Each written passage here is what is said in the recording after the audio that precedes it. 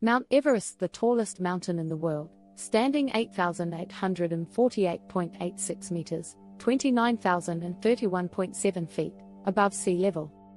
According to National Ocean Service, Everest is indeed the highest point above global mean sea level, the average level for the ocean surface from which elevations are measured.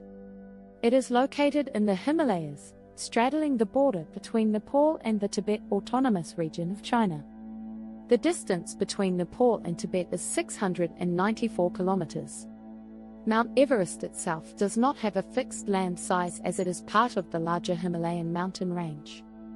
However, the base of Mount Everest, including its surrounding ridges, spans roughly 15 square kilometers, 5.8 square miles. The Khumbu region in Nepal, which includes Everest, covers an area of approximately 1,500 square kilometers, 579 square miles.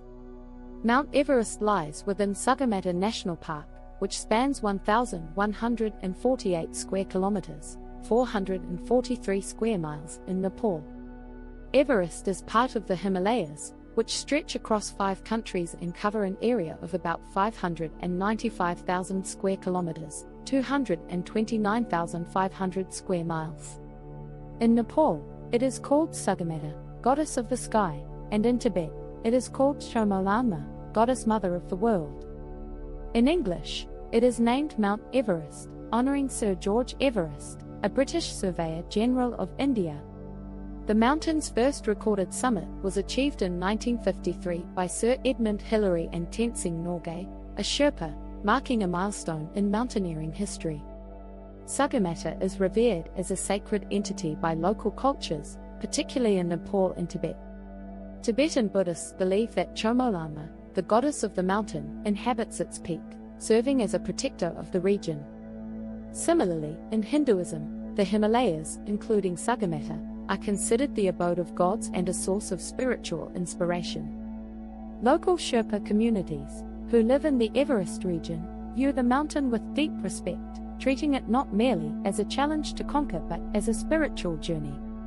Before expeditions, Sherpas often perform rituals and offerings to honor and seek blessings from the spirits of the mountain. Many Sherpas, a community indigenous to the Himalayan region, believe that the summit of Chomolungma is home to the Buddhist goddess Myolang Sangma. Myolang Sangma, the goddess of inexhaustible giving, is one of the 5 long-life sisters. Her abode is said to be at the summit of Mount Everest, known in Tibetan as Chomolungma, goddess mother of mountains, and she is the resident goddess of Mount Everest and the Khumbu area in general. The goddess Myolang Sangma is described by the abbot and reincarnate Lama of Tembocha Monastery as the goddess of humans who rides a red tiger. Myolang Sangma is very pretty. Her skin is orange and on her head is a wreath of bright flowers. She wears multicolored silk garments. She holds a bowl of food in her left hand and a mongoose that spits out jewels in her right. She exudes an air of stern benevolence, as if requiring that her beauty and generosity be reciprocated with respect and offerings. According to the text deities of Tibetan Buddhism, Myolang Sangma is yellow, her left hand holding a bowl full of the finest food and her right in the act of giving it to others with the thumb and ring finger. She has a gold top knot and is riding a tigress in milk. The Sherpas believe that Myolang Sangma distributes wealth and good fortune. For certain, expeditions and treks to Mount Everest have brought affluence to many Sherpas in modern times. According to Buddhist Sherpa monks, Everest and its valleys are the palace and playground of Myolang Sangma. The Sherpas view climbers and themselves as only partially welcome guests since all of them arrive without invitation. As Everest and its flanks are imbued with Myolang Sangma's spiritual energy, Sherpas say that one should behave with reverence when passing through this sacred landscape. Here, the karmic effects of one's actions are magnified and even impure thoughts should be avoided to prevent climbing mishaps and accidents. A well-known legend associated with Myolang Sangma's benevolence has its origins in the conquest of Mount Everest by Sir Edmund Hillary and Sherpa Tenzing Norgay in 1953.